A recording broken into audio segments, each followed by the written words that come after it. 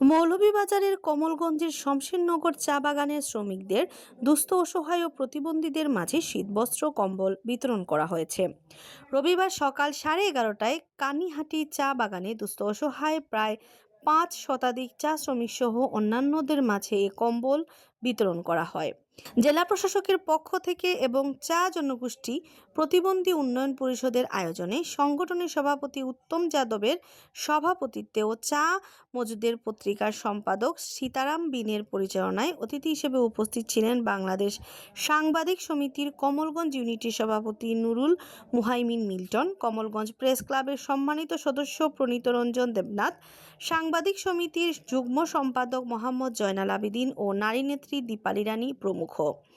এ সময় বক্তারা বলেন, শীত মৌসুম অনেকের জন্য আরামের হলেও সমাজের দুস্থ ও অসহায় মানুষের জন্য এটি কষ্টের সময়। একটি কম্বল তুচ্ছ মনে হলেও শীতার্ত মানুষের জন্য তা জীবন বাঁচানোর সমান। মানবতার পাশে থাকার লক্ষ্যে জেলা প্রশাসকের এমন মহৎ উদ্যোগ। আজকের এই প্রতিবন্ধীদের মাঝে শীতবস্ত্র বিতরণ কর্মসূচিটি প্রশংসনীয়। আন্নামা চৌধুরী, সিলেট ভিউ, সিলেট।